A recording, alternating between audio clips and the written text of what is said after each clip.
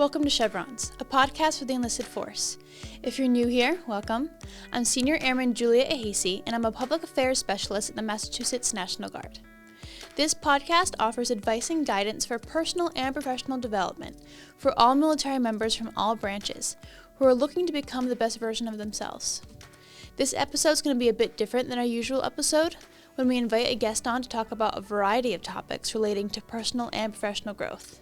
Today, we will take some time to review all 11 episodes that we published this year. We'll highlight the best advice and stories from each guest and talk about what we learned in 2024. We'll start with one of my favorite episodes from this year with SEA Whitehead. This summer, we have the honor and privilege of talking to Senior Enlisted Advisor Tony L. Whitehead before his retirement. The National Guard's SEA is a rank, not a title. The Senior Enlisted Advisor holds the highest level of leadership in the National Guard. The SEA directs the enlisted force, airmen and soldiers from all 50 states, 3 territories, in the District of Columbia. SEA ensures they have a voice in the decision-making process and represents their interests. In this episode, we hear from Whitehead about his story, his advice for the enlisted force, and all he has learned during his decades of service. Here are the highlights of our conversation. Don't be mediocre. You know as well as I do when you're standing in front of people that are not giving their best. Don't let that become the example for you. We can all find people that can teach us how to get by or how to get over. But we need people in our life that know how to teach us how to get ahead. And you need to be able to live that example, and that goes to the educate, empower, and execute piece. But when you're in the presence of mediocrity, get away from it. And every now and again, look in the mirror, and if you're being mediocre yourself, you may need to get that pep talk from you or from somebody you know that'll tell you the truth. Don't be mediocre. Don't be afraid of ambition. Ambition is extremely important to me because, when you think in terms of ambition, some people will tell you need to slow down. You've done too much or you're going too fast. And the reality is, if you're doing it for the greater good and you're taking people along with you for the right reasons, that's the direction you need to go because our organization needs that. And if we don't get that, we won't have those leaders that understand that we have got to continue to press forward. We can't go steady as she go. Steady as she go means that there's somebody still driving the ship. And those driving the ship needs to be the people that understand that we do what we do for the greater good, and you have to be ambitious to do it. Ambition is not a bad word as long as it's for the greater good. And then, of course, understand and employ emotional intelligence. I just talked about it a moment ago, so I don't have to really get into it again, but I think it's important for you to understand how to get the best out of your folks and then get out of the way and let them be the best at who they are. Because if we try to completely guide and keep them in a box, we'll never get the best out of them. Creativity, innovation comes from folks that have the belief that their folks will back them, that their leaders will back them. So you've got to be able to do that. So get out of the way, let them be their best. And you do that by understanding emotional intelligence and knowing how to get the best out of them. Take care of yourself. I didn't do so well at that. I was doing great at the beginning, and every now and again, I mess it up. I have a stent in my chest because I probably didn't listen to the doctor when I needed to. But I understand what it means now to make sure that I have to be an example. We're not perfect, and you cannot be perfect, and you should not try to have people believe that you are perfect. But the example that you want for people to follow has to be the example that they see when you walk through the door. Any other is not really you. And if it's not really you, then you can't expect them to be themselves when they show up every day. And I talked about being present. Okay? And then, of course, take care of your family. After all this is gone, some of us have done some things. We've made some challenges or changes in our life, but take care of your family because when this is all done, 20, 30, 40 years, you want to make sure that those that have been on that ride with you are there when it's done. And they need to know that the investment that you've made, that they've made, it meant as much to you as it meant to them. That's it. That was our episode with SEA Whitehead. If you're listening, congratulations on your well-deserved retirement. In the first on-camera episode of the podcast, we welcomed back Chaplain Ryan Yee to talk about happiness in the workplace. Where does job satisfaction come from? What drives it? How do you balance your work and your personal life? Along with great advice, Chaplain Yee shared his personal experience with finding happiness in his career. Again, the irony is my brothers and I were all told to be doctors as children, sons. I have two younger brothers of Korean immigrants, South Korean immigrants. But we're told, again, that what we do is the most important thing, So I was told, work hard, study hard so you can be a doctor. And but we find in the studies is that it's not about what you do, but it's more about why you do it, actually. Why you do it, and more importantly, what are your values, which requires lots of reflection, lots of spiritual reflection, and also what are the values and the mission of the organization you work for, right? And do they match? So it's more about the why rather than the what. Back in February, we had a conversation between Chief Master Sergeant Daniel Ahasi, the senior enlisted leader for the 102nd Mission Support Group, and Senior Master Sergeant Maria Escobar, the Plans and Programs NCOIC from the 102nd Force Support Squadron. Both are very involved in the Enlisted Force Development Committee here at Otis Air National Guard Base. And they discuss one of the major topics of the Chevrons podcast, mentorship. What it's all about, why it's important, and we got their advice on how to be a good mentor, mentee, and how to best seek out those who could help you find your way through life, your career, and everything in between. Here's what they said. So mentorship it was very important in my career. Although early in my career, there really wasn't a name for it, like we have now. I growing up in the military, when you first join the military, it is culture shock, right? You think about, you're leaving home. My first airplane ride ever is going to basic training. So, and then being thrown into that culture shock. And you're always, you don't know what's going on, so you're always looking for a guidance somehow of somebody who's been there and done that. And that's kind of led me up until even to today. Yes, I'm a E9. I've been in the military for 37 years now, and I am always looking for mentorship, right? Because the older you get, the more you realize you don't have all the answers, but they're out there, and so I always felt that it was important. And I think about the people that mentored me, who invested in me, not just somebody who came by and gave me some advice. I mean, people that were really invested in my military career and was always looking out for the best for me. For me, is that connection, that actual emotional connection, in the sense of you can actually become a little bit vulnerable, right? Because either you're getting the good feedback, or sometimes you're getting that feedback which, if you're not doing something right, you want to hear the truth. You don't want necessarily something to... Well, for myself, when I'm looking for a mentor, I'm looking for someone who is going to always tell me the truth and provide me the guidance and basically help me out, right? So mentorship for me is, again, making that connection, building that trust, and getting that help that you need, because that guidance, because to me, that's what a lot of the times we're looking for on a mentor, is that keeping it real, right? That truth, that guidance, and that connection. In seeking a mentor, you want to find somebody. It all depends, right? So if you're looking for a mentor, a career mentor, or you're looking for a life mentor, right? Either way, you want to seek those qualities in somebody those attributes in somebody that you really want to have in yourself, right? So somebody that you respect, somebody who has that presence anything that you want to emulate in that person, their presence, the way they speak, things that they're interested in. So look for those attributes. But the other thing is too that, especially I'm reading the DEOC surveys and stuff, and some of the complaints I hear about supervisors, right? And generally people, airmen, think that their supervisor has to be their mentor, which is not true. Yep. If you have a supervisor that you don't respect or or seek any of those attributes that they possess, then find somebody close, in your career field, if it's a career move that you do. It doesn't have to be your supervisor.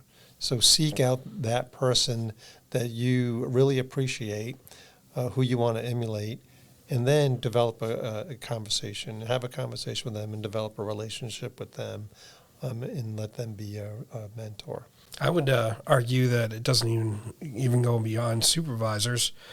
It doesn't have to be somebody that outranks you, or it could be a peer. It could be someone who's younger than you. Absolutely. If they do something that you want to know how to do, reach out. One of the big ones that I see on a regular basis, or I've seen throughout my career, is there are a lot of folks out there, supervisors.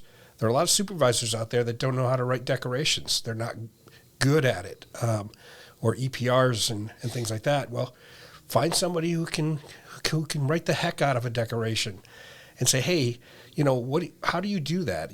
How does it come so easy to you? And start a conversation. And before you know it, you'll be writing decorations just as good. Yeah. You just have to, choosing a mentor, seeking a mentor is not pulling a name out of a hat, right? It's when you're looking for a car, you don't just go and pick the first car that you see. You have to investigate. You really have to, see where that person comes from, where their heart is, and then that's the person that you want to pick. Yeah, and I also, to add to that, I think that it's okay if you reach out to someone and you kind of like assess yourself, and then you've kind of reached out to someone because you feel like, oh, they may be a good fit. But it's okay if, during your, when you're working together and they're not a fit for you, it's okay to kindly say like, hey, I really appreciate your time with this, but I'm actually looking for this, and I don't think that we're going to be able to work towards my goal with the ideas that you have presented. Depending, right? Assessing the whole situation. So it's okay to change your mentor. And sometimes our goals do change, and different situations do change where you require to find someone different that's going to help you meet your goals or aspirations or whatever it is that you're working towards. After he ran the Boston Marathon for a 4th year in a row, we talked to Staff Sergeant Thomas Mannion about all he's learned along the way. In this episode, we got a marathon runner's advice for better motivation, productivity, discipline, and self-accountability. Mannion is an intel analyst with the 203rd Intelligence Squadron. Along with the Boston Marathon, he has now run the New York, London, and Chicago marathons. His goal is to run all Abbott World Marathon majors with only the Berlin Marathon and the Tokyo Marathon to go. With his passion and dedication, I have no doubt he'll make this happen. Running parallels his military career in many ways. Along the way, he relies on the tools and techniques he uses in preparing for races and applies them to other areas in his life, both in and out of uniform. We asked him what training for marathons has taught him. Here's what he said. I think it teaches you, like, even when something's stressful, or even if something is hard in the moment, I think it just makes you a stronger and better human being if you can get through it. It's like, yeah, it's uncomfortable right now, but isn't anything that you try at first going to be uncomfortable? Like, whether it's on the job or not. So I think you just have to force yourself, like, yeah, when you're in the training part and you don't have the experience, it's going to be uncomfortable. But the feeling when you accomplish it, it makes it worth it. Like, right. even when I finish a marathon and, like, you have that, like, 5 minutes where you're like, I don't know why I do this to myself, or why do I, like, is it worth it? Like, literally, like, 5 minutes later, I'm, like, already looking at, okay, so when's my next one? I think it's important for anyone in life. Like, if you don't have goals, whether they're educational, they're physical goals, they're career goals, like, you're not aiming for anything, and that's what makes life worth living. You're always trying to aspire to be better. So, I mean, obviously, like, it's great when you have support of friends and family and colleagues and stuff, but a lot of times when you have goals or dreams, you know, they're dreams until they're dreams as long as, like, that's what you aspire to, but they actually become goals when you put in the time and you're like, I'm doing this so I can accomplish this at this time. And that's in all aspects of my life. Right. If you have a goal in the military, it's like there's people that will help you, and there's people that, especially here Otis, like there's people that want to help you, and they'll point you in the right direction. But at the end of the day, it's up to you. Like, if you want to accomplish it, these are the things that you have to do, and this is the time you have to set aside. So, you know, there may be things I want to do on a Saturday that's like not involving running, but it's like, look, get the time in, put the discipline in, and make sure that you're getting these miles done, and then you have the rest of the day. Like, especially if you run early in the morning, it's like, just get it done, have the discipline, whether you feel like doing it or you're motivated to do it.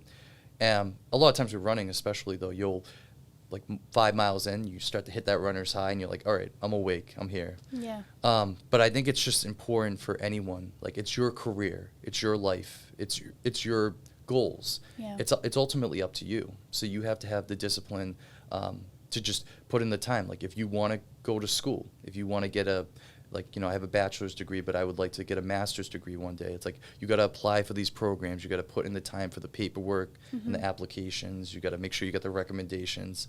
If there's a job you want, whether it's civilian or military, it's like, you have to put the time to make sure you know everything about the application. Like, do you have these qualities? Is there anything that you could be doing on the job that shows that you're a ready and capable airman, or, you know, ready and capable employee on the civilian side?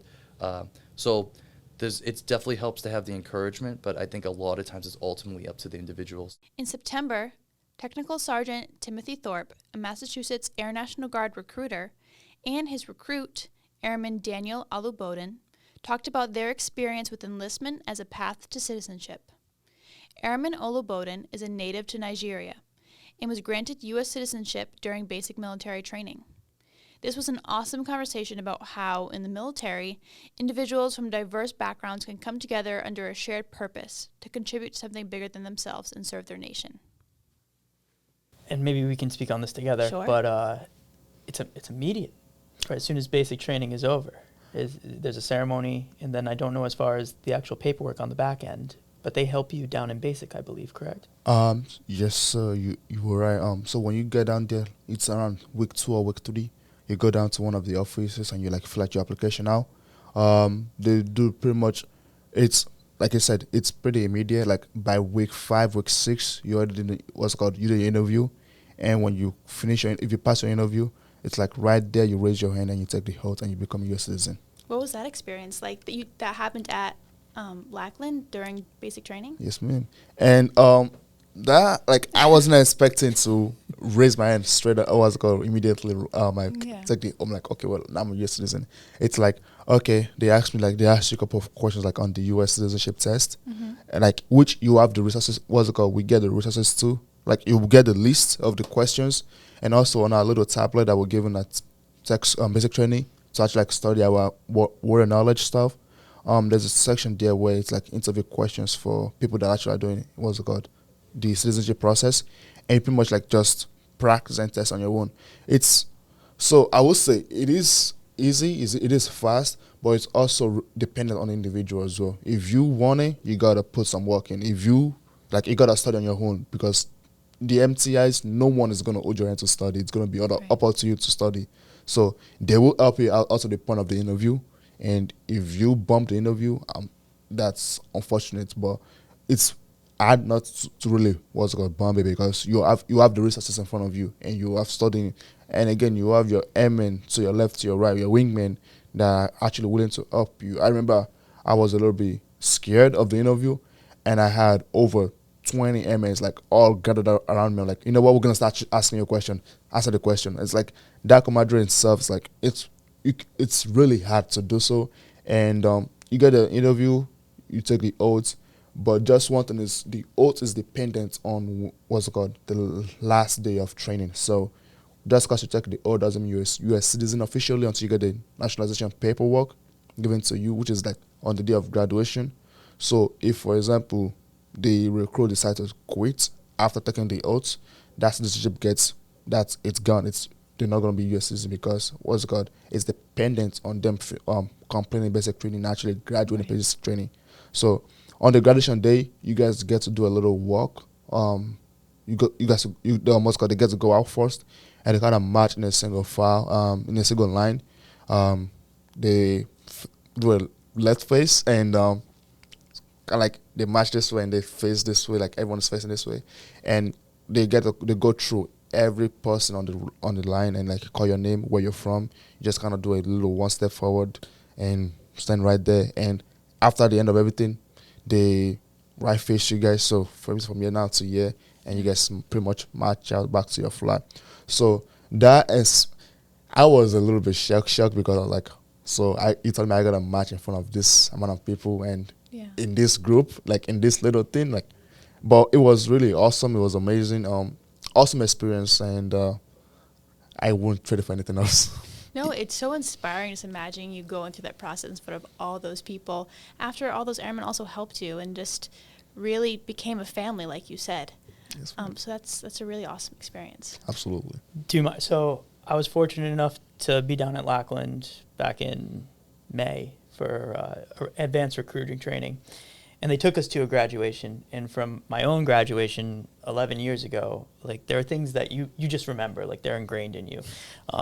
Ray Charles singing, like that's the one that's always like right here. And after seeing that ceremony for the graduation that I was at, like there's a new like top tier. Like it's just, it puts such a huge like just lump in your throat as far as the vastness. And again, like you're just a drop in the bucket. But when you actually get to be in the stand and you see the vastness, all the different flights, how many people are completing this training in this 1 week out of the year? But then among all of them, there's all of these individuals who are equally getting their citizenship on top of this big day. Like it's a really cool experience. And more so, I guess, for the members who are already in, like, if you can go back and see it, go back and see it just to get that inverse perspective, because it's unbelievable. One of the original co-hosts of Chevrons, one of the founders of the program, Command Chief Master Sergeant Sean Sully Sullivan, bid farewell upon his retirement from the Air National Guard. We spent some time talking about his career and reminisced about the inspiration of the Chevrons podcast, where it began, and where we hoped it would go. That's why I wanted to get on one last episode and talk a little bit about how it all began and where it went, because I mean this whole thing that we started was just I walked in with an idea with you, and the next thing you know, you said, yeah, and you're going to be the co-host, and then bang, we're here four something years later. 4 years later. It's pretty close, from mentorship to leadership and all the topics in between. That was the inspiration for this podcast. Absolutely. And knowing that there's such talent out there, one of the things I had the opportunity to do as a first sergeant was to be the, at the time, the Command Chief Master Sergeant of the Air National Guard, Ron Anderson. I had got to know him as well as the functionary manager for the First Sergeant Field, Chief Kitzmiller, who had been on this episode. Right. We had her in for an episode. And we built a fast friendship, and I was trying to help the First Sergeant Field. And then Chief Anderson said, hey, listen, this is a one deep office. We need an alternate, somebody who can step in and help out and help fill deployment lines and just do all this national level stuff and work with the FAM and go around. And I had two-year opportunity to do that with her. And that's what really opened up the aperture of how much talent that's out there and how we sometimes fixate on where we're at. And where that is at, it might be a flight, it might be a squadron, it might be a group, it might be a wing, but sometimes you really need to open the aperture to see what's out there. And everything started flowing into my head. It's like, wow, I'm talking to all these big brains, and I'm like, walking around the Pentagon, and I'm popping in and having a brief conversation with General Rice, and I'm hanging out in, Chief Anderson's office, and all this stuff is just like, it would just like flowing. I'm like, I get the connections now. The synapses opened up, and I'm like, I understand how it all works together. And then it made me realize that when I was a tech sergeant, I had no freaking clue. When I was a master sergeant, I had no freaking clue. Right. When I was a senior master sergeant, I had no freaking clue.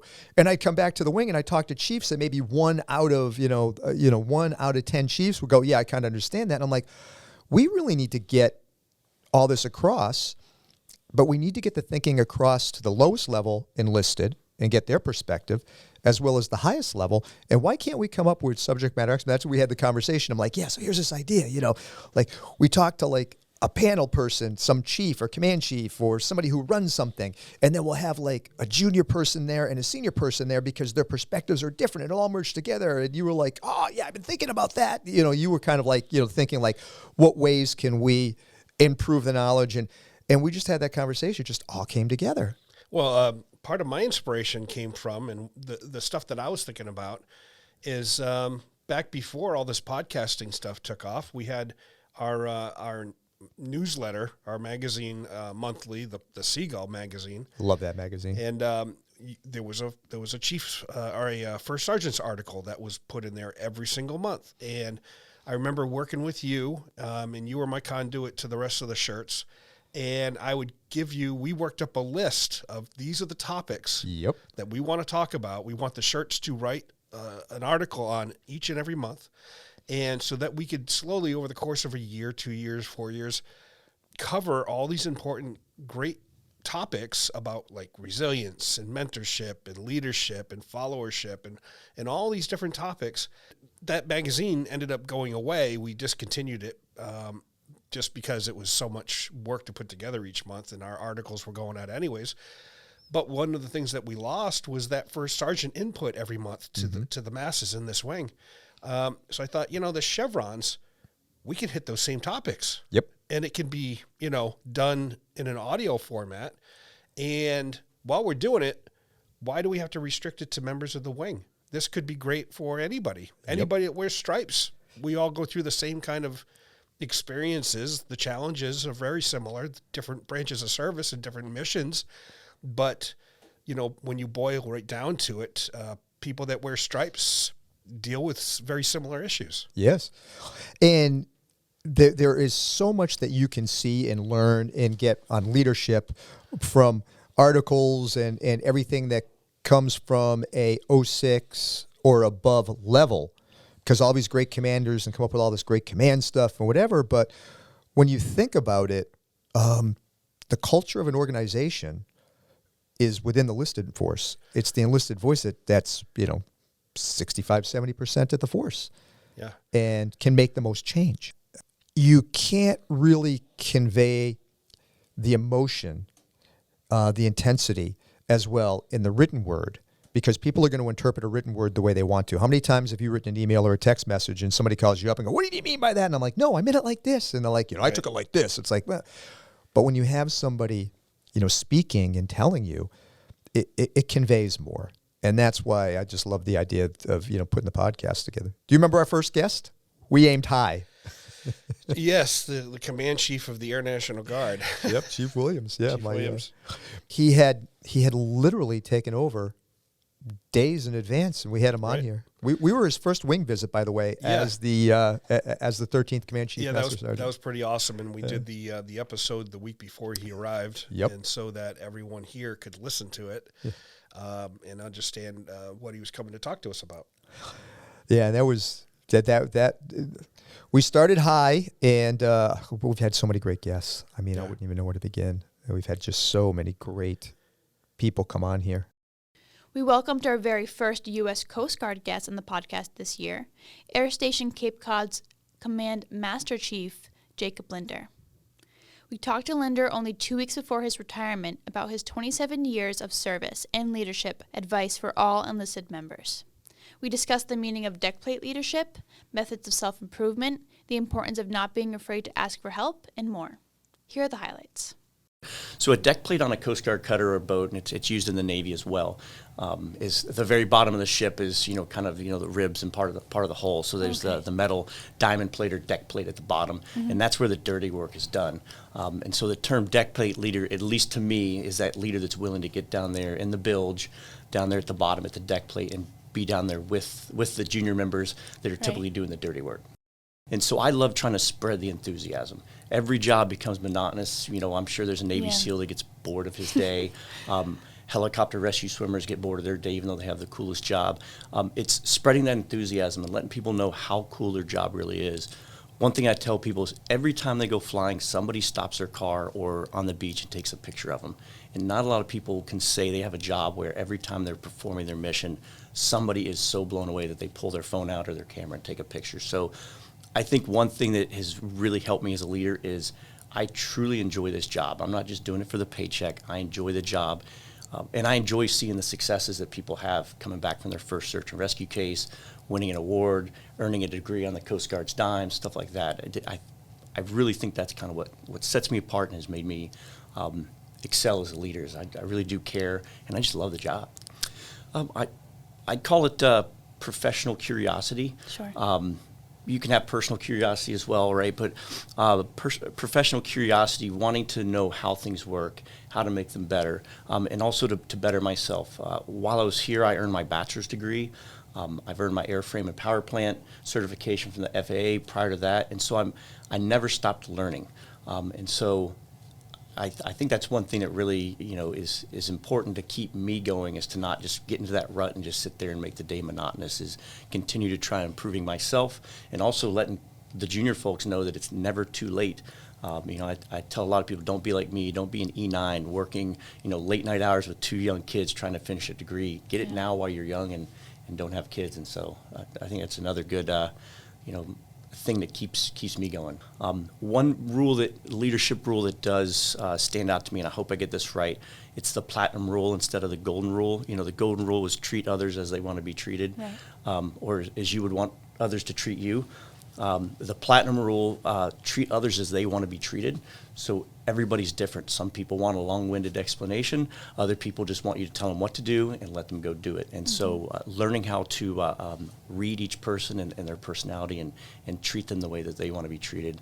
I'm a big fan of mentors that want to help you get where you want to be, right. Not where they think you should go or where the organization tells you should go. Yeah. We have these cadets that come by every week during the summertime to check out the air station. That's one of the things I always brief them, is through their officer career, find a mentor that wants to help them get where they want to be. And if in 5 years they want to leave the Coast Guard, find that mentor that helps them leave the Coast Guard successfully. In our most recent episode, I talked to Chief Delgado, the senior enlisted leader for the 102nd Medical Group, and Chief Pitta, the senior enlisted leader for the 267th Intelligence Squadron. I talked to them after they attended an Airman Leadership School graduation ceremony. This conversation was very interesting, as this was the first time they attended the ALS graduation since they graduated from the foundational course themselves. They shared their unique perspective about PME after attending the ceremony. In this episode, we also discussed the importance of professional military education and how to continue learning and growing as you become the best version of yourself. So overall, can you talk about the importance of professional military education and why everyone should seek opportunities to attend when they can? Sure. I mean, I think if people, as they grow, especially in the Air Force, you realize that it's sort of a small community, no matter where you are in the Air Force. Like I said, I know people from NCO Academy, Senior NCO Academy, CLC, that I still talk to quite a bit. And I think, that's the important part of getting to go, no matter what it is, whether it's PME or anything else, but PME especially. You focus on your peer group, you team build there. You learn so much about how the Air Force does things just from getting in those engagements and talking to people. I think it's just what people will find the most rewarding is just meeting the people and getting those engagements. I agree. A lot of networking is, you get that opportunity to network with others. You build those relationships. So I do agree with that. One thing, you talk about opportunities. I just had a conversation with a couple of our officers where our enlisted have a lot of opportunities. So we need to provide and help them engage in those opportunities. You can absolutely give them the information. So for me, once they are given that information, is what are they going to do with that? So they should, really take those opportunities, especially while they're young and going through their junior enlisted years, because that's the time frame where maybe you can develop yourself, which will help you later on develop others. So to me, I think early on in your career, you take those opportunities because life does hit. We are in the Air National Guard, so sometimes we tend to get more on our plate as we get older. But at the end of the day, if you can do that early on and take those opportunities for development, that's really, to me, my recommendation, especially for the junior enlisted. Last question. What is the best piece of leadership advice you've ever received throughout your time? This could be related to PME. This could be related to just your time in the military. Best piece you've ever received. Wow.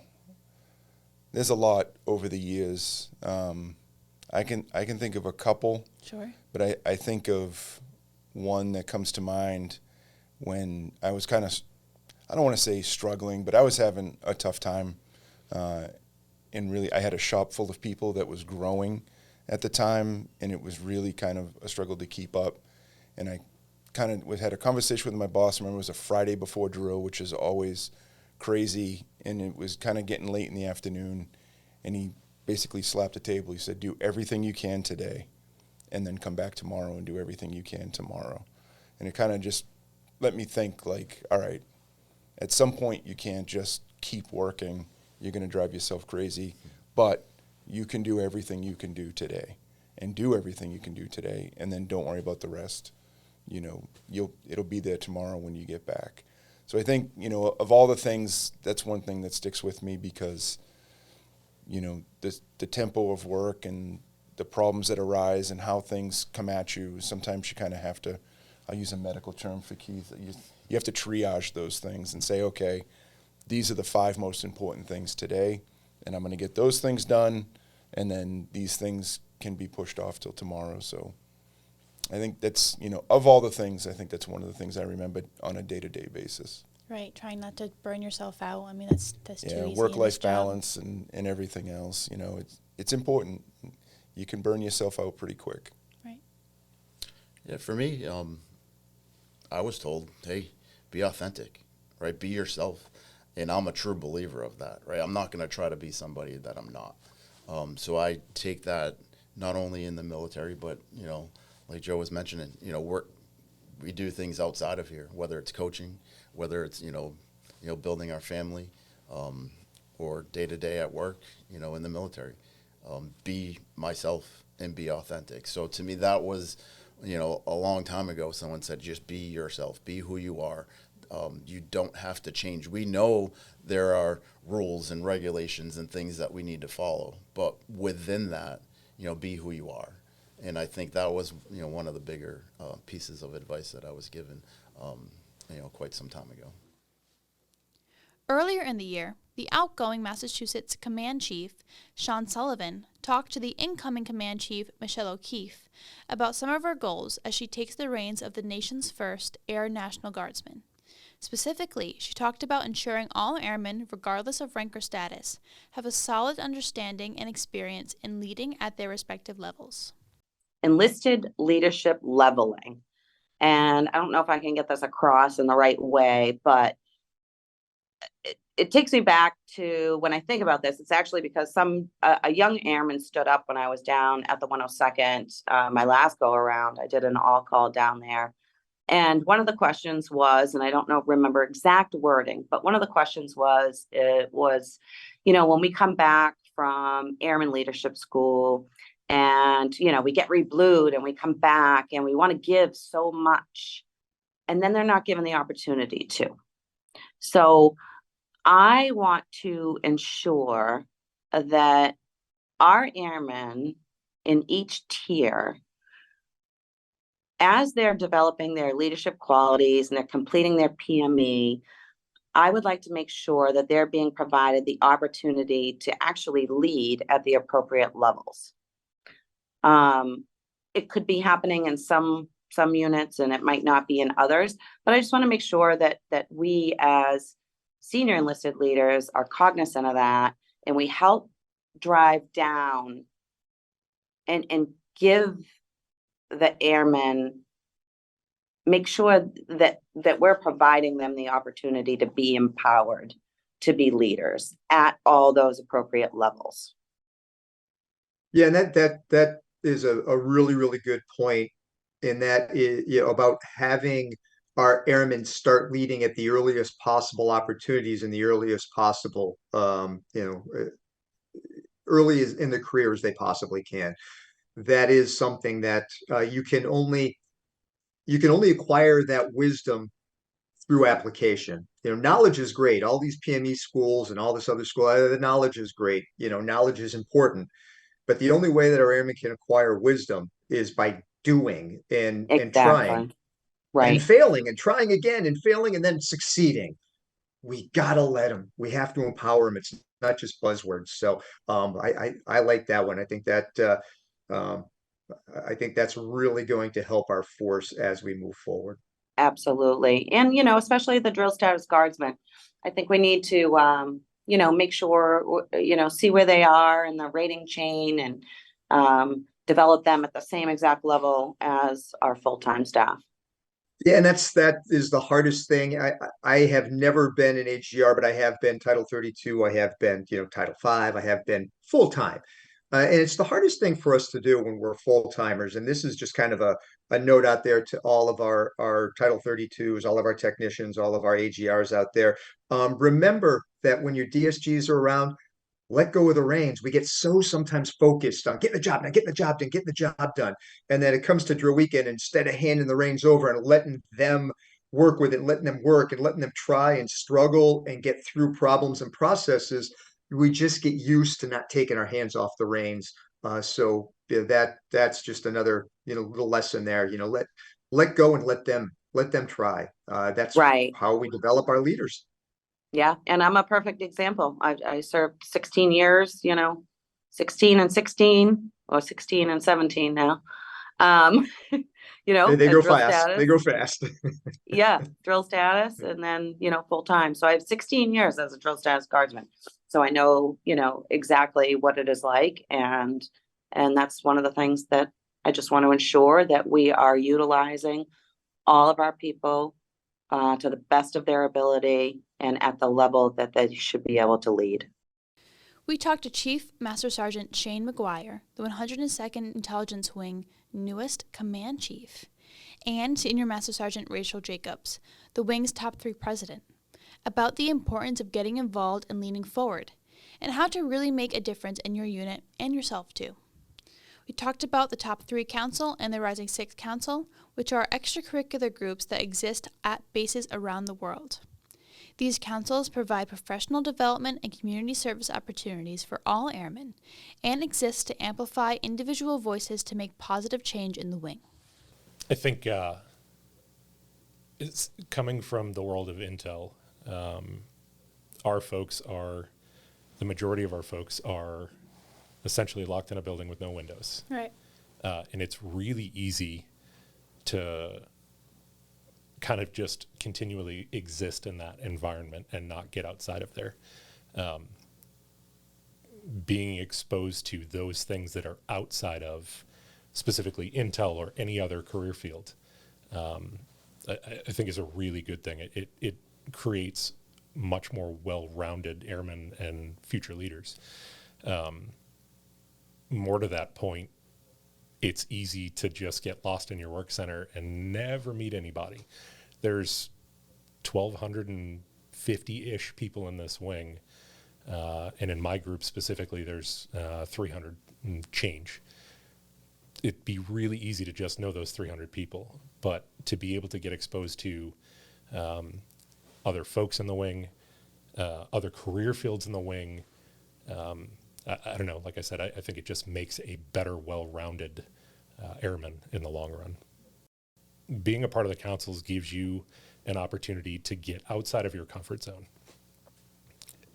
I'm not saying that, like, I believe that everybody should exist in a pressure cooker, but I believe it's a good thing for development to get outside of your comfort zone, to experience those things that you might not normally experience, and be put in a place where you're the POC, you're the center of whatever that thing is that we're working. So those are 2 great things anyhow. We don't exist in a vacuum. We may have opinions or perceptions of certain things, and when we really start talking through things, and once people feel comfortable enough to speak up, it's amazing to hear the different opinions, sometimes contrary, and that's okay. That drives really good conversations. It allows individuals to present their perspectives to others who might see it differently. And I think that, at least for me anyways, that's been one of the most valuable parts of being a part of the top three is just knowing that there are other opinions out there. There are, what did they say? 1,000 ways to skin a cat. No matter where, no matter what your rank is, no matter where you are in the wing, there's an opportunity to be involved and to help, or to be helped for that matter. There's so much that we can do. We just need again, the power in numbers. We need the numbers. We need folks to come forward and say, hey, here's the problem I'm dealing with, or here's something across the wing that I see that could be better. Not only to identify the issues, but to maybe help champion them to get them across the finish line with wing leadership. As the holiday season comes to a close, I like to take this time to reflect on the year and ways I can learn and grow in 2025. And the holidays surely trigger many emotions, including challenging ones. In our episode with Erin Fay, Massachusetts Air National Guard Military and Family Readiness Program Manager, we talked about the best ways to handle the inevitable stress that comes with the holiday season, for both deployers overseas and service members at home. How do we best handle our emotions? How do we take control of our reactions? How do we navigate the common stressors and triggers that arise during this time? How do we stay resilient and take care of ourselves during this time? Erin generously gave her personal and professional advice to answer all these questions. And I'm very passionate about goal setting as far as what your intention is. I want to have a holiday that includes my family with positive memories. That can be your simple goal. Right. And anything beyond that can be really fantastic. And sometimes with that, I understand that I'm going to feel negative emotions. I want to deal with them positively. Honoring emotions is the most important thing to start with. Right. If you feel guilty about being happy, those are really mixed emotions. How am I here on this glorious morning? I've made all these plans for my child, and here is this day, and you said you celebrate Christmas, so we'll use that as our baseline. Sure. We're opening up presents, and we're having a really great time, but our person isn't here. Is it okay to feel good? Right. Of course it's okay to feel good. You can also feel sad and loss and grief that it's not exactly the same, but you also want to be able to say, in the world of change and growth, things can be different. For those who are deployed, maybe for the first time during the holidays, and they're in a completely new environment with a new schedule, with all new people, and there might be new emotions arising or new triggers that they don't understand. What is your advice for kind of navigating why you're feeling a certain way, finding the root of that problem when you're in a completely new environment? Mm-hmm. Deployment has a lot of loss that I think we don't talk about, and grief. Right. That these are held as socially sacred times where we spin around them. It's October and we're already seeing Christmas holiday decorations, right? So there's this immense cultural spin up. TV shows and stations take entire months where they just show movies about, being together and this expectation. So when we're not able to meet that expectation, there should be grief. It's reasonable that there is sorrow and grief. And if it was or wasn't under your control, how you might feel about that might be even more exacerbated because you're not your own agent, which is not something that as Americans we take very well because we laud our ability to have independent choice.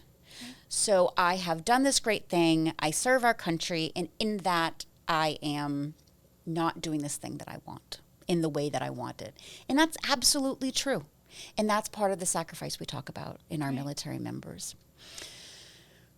When you're in a deployed location and you're feeling those emotions, we talked about the grace to give ourselves. Other folks around us, talk to your other military members There are places to go to. If you're spiritual, this is a spiritual time for many individuals, and going to the chaplain or going to a place where you worship or doing in whatever that looks like, connecting back to that higher purpose sometimes really gives a lot of balance to it, that you know you're celebrating these special times with the root of what it's all about. You know, if that's Christianity, or if it is even you're I am spiritual but non-religious, finding the world around myself is really important. So even just taking a walk and feeling connected, I can say, all right, well, here's a way that I'm not, you know, I sense disappointment, but I can still see awe. And I can still see beauty. And so if those are the things that are important to me in my spiritual view, then finding your spiritual view and how you still find those moments of inspiration. To close out, I just want to say thank you to our listeners. We are so grateful for your willingness to take the time to tune in each month. If you have any topic or guest ideas that you'd like to see in the new year, please reach out. We'd love to hear from you. You can email us at chevrons.podcast@gmail.com, or you can reach out to us on social media. Follow along with chevrons.podcast on Instagram, Facebook, and YouTube. As you continue to work to become the best version of yourself in the new year, we hope to provide advice, guidance, and opportunities for self-improvement. Let's make 2025 the year of growth. Thanks again for listening, and Happy New Year.